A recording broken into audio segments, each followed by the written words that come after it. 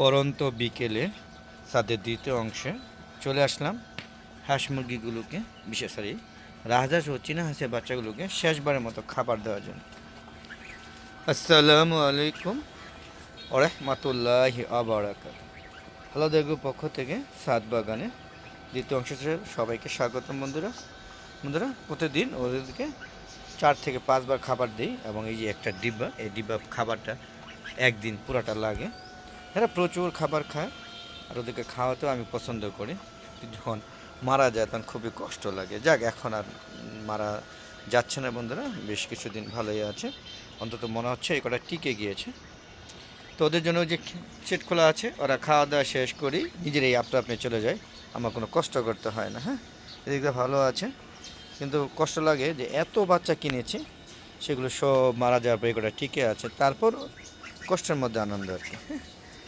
যাক খাক, আমি আসলে এগুলোকে খুব ভালোবাসি, এই পশু পাখি, হাঁস মুরগি, হ্যাঁ সব। এই যে দেখেন এখানে বিশেষ ফার্মের বাচ্চাগুলা, ওই যে একটা সোনালী মুরগি আছে, হ্যাঁ দেখতে পাচ্ছেন, এই কত সুন্দর ছাদ বাগান, ছাদের দ্বিতীয় অংশ আপনারা বুঝতেই পারছেন। এই দেখেন বেগুন একটা তুলে নিয়েছি খাওয়ার জন্য, আগে ভিডিওটা দেখবেন। হ্যাঁ, তো দিক দিয়ে আপনাদের দেখানোর চেষ্টা করেছি, চলুন আবার বাকি অংশ দেখাই এখন। এই যে দেখুন, এটা একটা বড়ই গাছ ছিল, এটা বল সুন্দরী বড়ে, এটা আজকে রিপোর্টিং করবো। হ্যাঁ, আজকে সময় নাই, কালকে সকালে রিপোর্টিং করব। আর এই যে লেবু গাছ, এটা এলাচি লেবু, তো এলাচি লেবুতে হ্যাঁ মুকুল আসছিলো অনেক, কিন্তু পড়ে যাচ্ছে, যে মাটি কম, সার কম, খাবার কম, এই জন্য ওই খাবারগুলো দিতে হবে। দেখেন রোগ বালাই হচ্ছে, হ্যাঁ ছত্রাকনাশক স্প্রে করতে হবে, কীটনাশক স্প্রে করতে হবে, তো এগুলো করা হয় না আর কি। হ্যাঁ, বাড়ির কাজ ধরবো চিন্তা ভাবনা করেছিলাম, ধরবো আশা করি, তবে এখন না, এই বছর শেষের দিকে। তো এই জন্য বসে থাকতে তো লাভ নেই, কাজ করতে হবে, বুঝতে পারছেন না বন্ধুরা। দেখুন কত সুন্দর সবেদা, প্রতিদিন প্রচুর সবেদা পাচ্ছে, অনেক সবেদা, বুঝতেই পারছেন বন্ধুরা।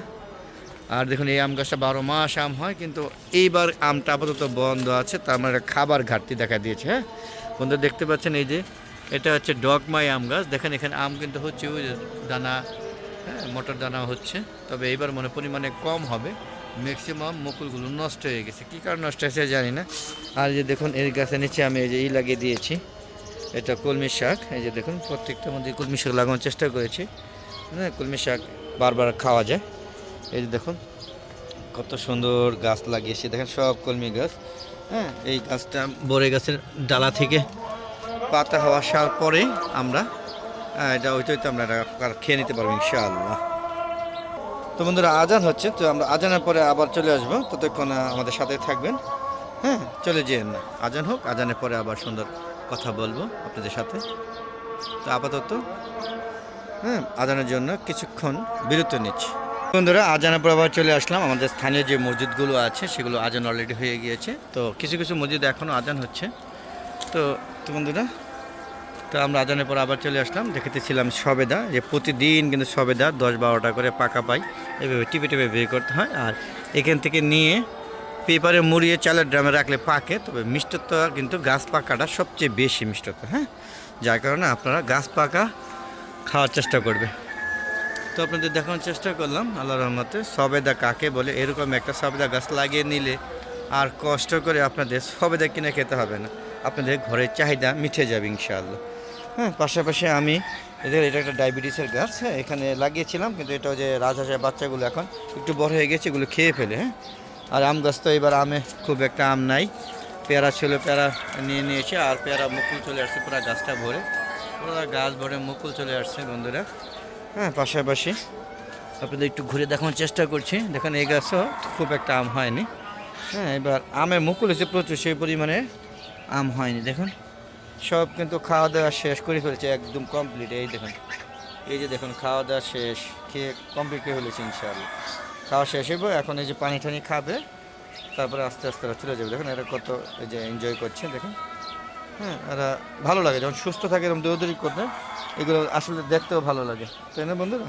আর আপনাদের কেমন লাগে অবশ্যই কমেন্ট করে জানাবেন বন্ধুরা।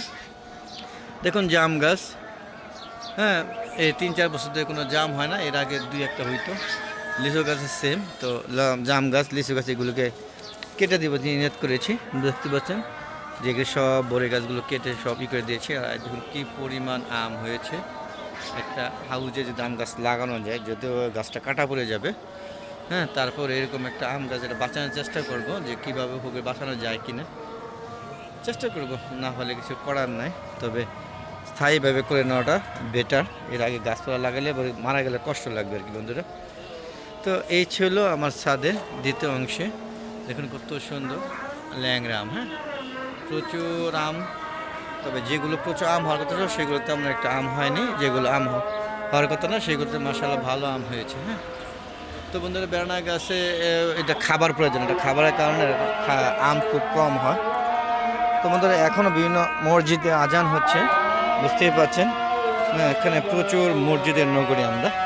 দেখেন কত সুন্দর, কিং অফ চাকাবাদ, দেখছেন কত সুন্দর না বন্ধুরা। তো বন্ধুরা আজান হচ্ছে, আর ভিডিও বেশি বড় করবো না। আর কেমন লাগলো আমার ভিডিও অবশ্যই কমেন্ট বক্সে লিখে জানাবেন। আর এরকম ভিডিও পেতে চাইলে অবশ্যই আমার ভালো দেখে চ্যানেল পাশাপাশি থাকতে হবে, চ্যানেলের পাশে থাকতে হবে। আর বন্ধুরা সাথে আপনারা কেউ হাঁস মুরগি বিশেষ করে হাঁস চাচ্ছেন, হাঁস পালন করেন কে, সেটা কোন বক্সে লিখে পাঠাবেন। আপনাদের একটা ফেসবুক পেজ আছে মিজান এগ্রি বিডি, ফেসবুক পেজটাকে প্রথম ফলো দিবেন, লাইক করবেন, শেয়ার করবেন, আমার সম্পূর্ণ ভিডিও দেখে সুন্দর সুন্দর মতামত দিবেন। আর বন্ধুরা আপনারা সবাই ছাদ বাগান করবেন এই আশা ব্যক্ত করে আজকের মতো বিদায় নিচ্ছি। আসসালামু আলাইকুম ওয়া রাহমাতুল্লাহি ওয়া বারাকাতুহু। বন্ধুরা আবার দেখা হবে, ততক্ষণে বিদায়, ভালো থাকবেন, খোদা হাফেজ।